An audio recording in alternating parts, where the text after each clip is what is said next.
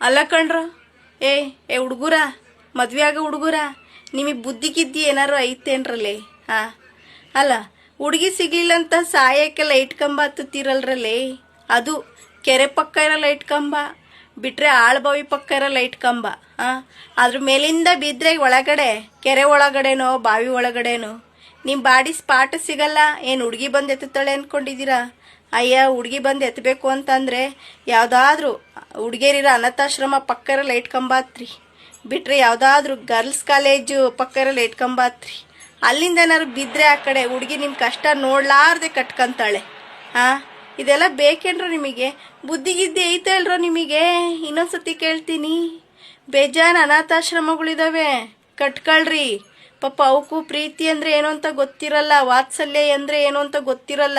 ದರಿದ್ರದವು ಅಪ್ಪ ಅಮ್ಮಗಳು ಅವ್ರವ್ರ ಖುಷಿಗೋಸ್ಕರ ಹುಟ್ಟಿಸ್ಕೊಂಡು ಈ ಥರ ಬೀದಿಯಲ್ಲಿ ಬಿಟ್ಟೋಗಿರ್ತಾರೆ ಅನಾಥಾಶ್ರಮ ಮಕ್ಕಳು.